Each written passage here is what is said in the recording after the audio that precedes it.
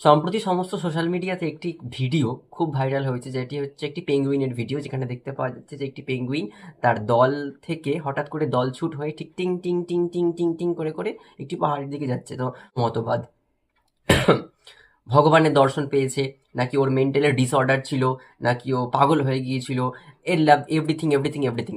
তো আমার এত কিছু জানার দরকার নেই।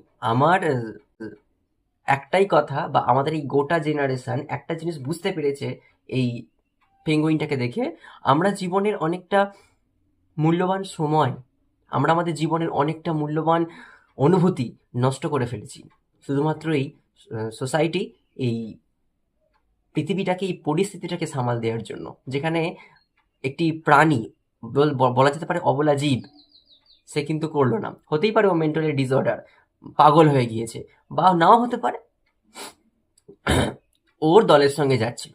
প্রথমত ওর ইচ্ছে হয়নি দলের সঙ্গে থাকতে, সেটা যে কোনো কারণে হতে পারে, তাই ওর দল ছেড়ে দিয়েছে। এবার আপনারা বলবেন ও তো মারা গেল, গেল তো গেল, গেল তো গেল, মারা গেল, কিন্তু ওর নিজের ইচ্ছে মতো জীবনটা বেঁচে তবে মরলো। সে একটা কথা এখানে, যা वो गया, जी लिए अपनी जिंदगी अपनी मर्जी से। আমরা এটা করতে পারিনি আজও অবধি। আমরা কত জায়গাতে কতভাবে পরিস্থিতির কাছে, সোসাইটির কথা ভেবে, নিজেদের ভেতরের অন্তরাত্মার জিনিসকে নিজের হাতে গলা টিপে মেরে বেঁচে আছি। দলছুট হতে কিন্তু পারলাম না, এই ভয়েতেই পারলাম না দলছুট হতে। এ বাবা, দলছুট যদি হই, এই অখিলকোটি বিশ্বে, অখিলকোটি সোসাইটিতে আমি থাকবো কি করে, বাঁচবো কি করে, সারভাইভ করবো কি করে? একবারও নিজের মনের ইচ্ছেটাকে জাস্টিফাই করাতে পারলাম না নিজের কাছেও। পেঙ্গুইনটা পারলো।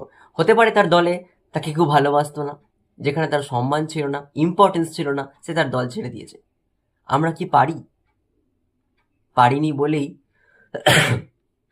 এই ভিডিওটা আমাদের অনেক কিছু শিখিয়ে গেল, যে আর হাতে যেটুকু সময় আছে, নিজের মতন করে জীবনটাকে উপভোগ করে নাও।